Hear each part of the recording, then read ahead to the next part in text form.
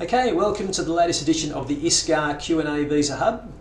Happy Mother's Day to all the awesome mums out there. Happy Mother's Day to my mum. I'll see you in about an hour and a half's time for lunch. Hope you all have a super day. Okay, we're going to go through a series of questions we've been asked on our Facebook page over the last week. They've been slightly edited to give them some context, and hopefully some of the answers help you with your visa application. Okay, on to the first question. Will mechanical engineering remain on the SOL list? So the Immigration Department take a lot of factors into account when they replan the skilled occupation list each year. The new SOL will come out on the 1st of July, and one of the industry bodies who've given recommendations to the department for the SOL is Engineers Australia. And they've come out and said all the current engineering occupations on the SOL should remain on the SOL for the new program year. So they're a really important body. I expect the department will take a lot of weight on their opinion. They've looked at obviously the employment situation, the industry situation, the growth, the different sectors, different states in Australia, what position they're at, and their recommendation is that mechanical engineering stays on. So probably 80–90% it will stay on. We'll find out soon, I guess. Okay, next question. My brother-in-law has applied for a partner visa, 820 partner visa, and the case is now open. Will the fact that his wife's restaurant is in financial trouble affect the application? Alright, so there's no criteria for a partner visa that the sponsor is really financially strong, is in a really good position. So it's basically about a genuine relationship, passing medicals, police clearances. The sponsor's not limited in terms of whether they can sponsor or not, but none of it's to do with financial issues. So in my opinion, it won't matter. There's no assurance of support required, so no questions that get asked that on the form. So no, won't matter. Hi there, can we launch a 489 and a 189 together? I make 60 points of my own, so I can launch a 189. I have a direct relative who's an Australian citizen, can I lodge a 489 as well? Yep, no problems with that. You can lodge two expression of interests if you like. One at 60 points for a 189, one at 70 points because you get 10 points extra by having a sponsor for the 489. And I guess whichever one comes up first, you can choose which one you want to have. They're only inviting 5 places each round for the 489, even at 70 points. Now the reason for that is that the places that would have gone to the 489 relative sponsors are going to the old priority 5 applications, which have been waiting for 7 or 8 years. Seriously that long, and the department's finally giving some places to that group that really lost favour when the new points test changed. So those places were taken out of the 489 category, so maybe your 60 points is a better chance of being invited. Obviously it depends which occupation that you've nominated under, because most get invited at 60, but some need 65 and accountants need 70. But no harm, can lodge them both, get 2 chances at it. Doesn't cost you anything extra for the extra EOI, so why not do it? Okay, next question. I'm working here in Australia as a cook on a 457 visa for the last 18 months. My employer is now changing his company. I'm not quite sure what that means.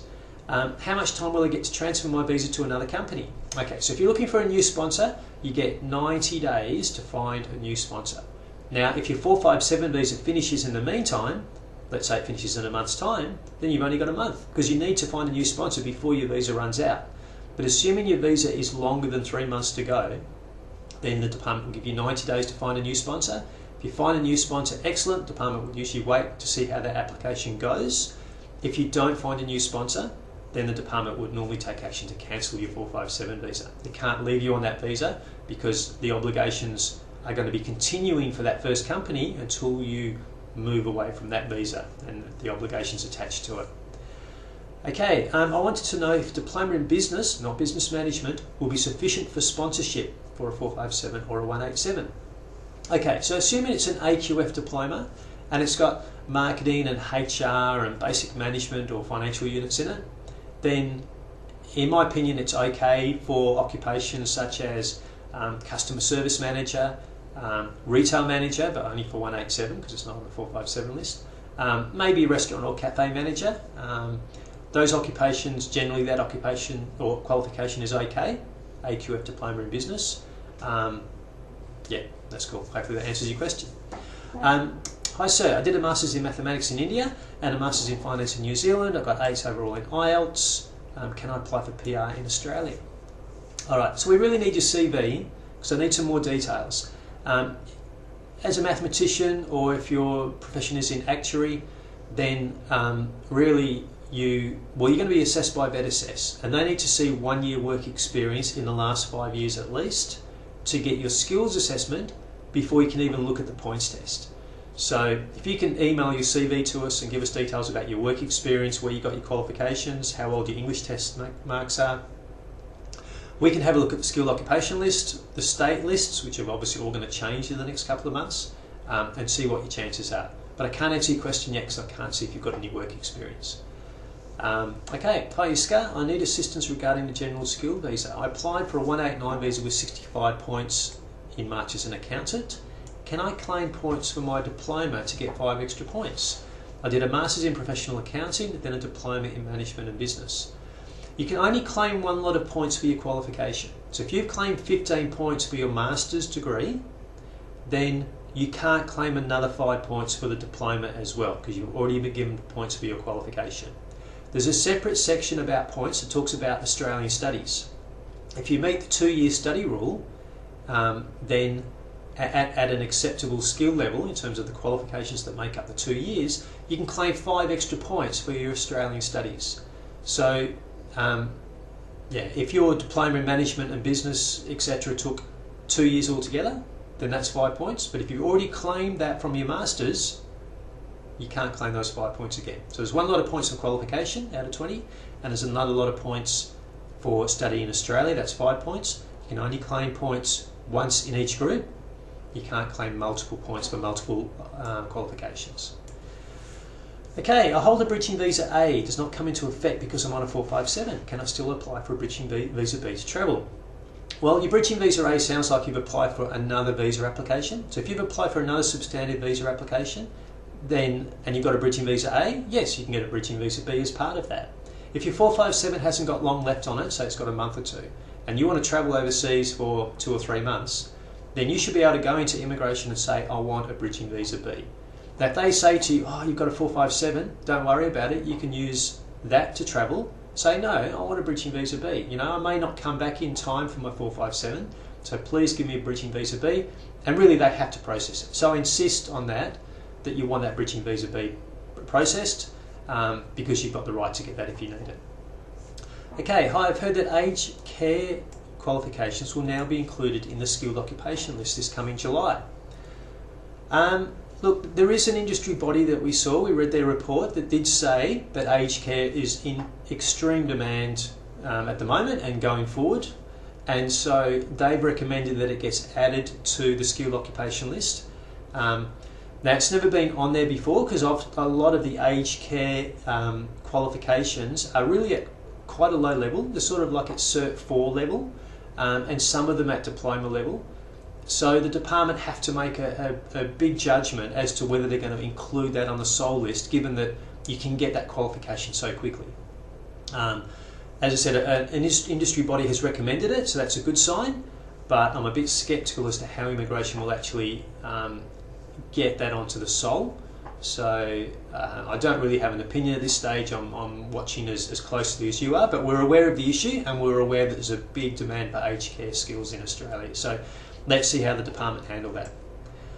Okay, I don't know if you can help me with this. It's worth trying. I'm a registered nurse. I'm doing the ANMAC assessment so I can apply for the skilled visa. Is there any difference if I apply as a general nurse or a nurse in a specific area, for example, rehabilitation?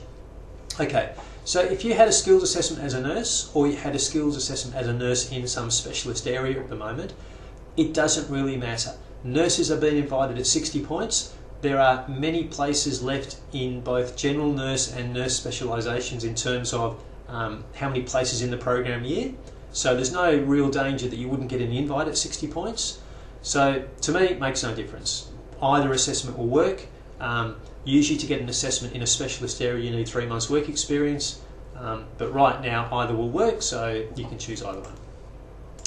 Hi there, I want to apply for an ENS visa. I completed 2 years on a 457 already. How much do I require in the IELTS band? Okay, so if you've worked on a 457 for 2 years, you would have got your 457 usually because you had a 5 average in IELTS or 5 in each band. For the permanent visa, the 186 TRT, which is the ENS up to 2 years on a 457, you again need at least 5s in IELTS. All right, so there's a bit of a discrepancy at the moment. You can get a 457 with a 5 average, with at least 4.5 in each, but when it comes time for the PR, you must have 5 in each of the bands. Okay, the printer's just having a bit of a fit there. Hope it calms down. Okay, hey, good morning. I've got one question. I applied for a 187 visa on the 5th of October, and I got a bridging visa A after that. Haven't heard of anything yet, and my student visa is going to expire on the 13th of May this month.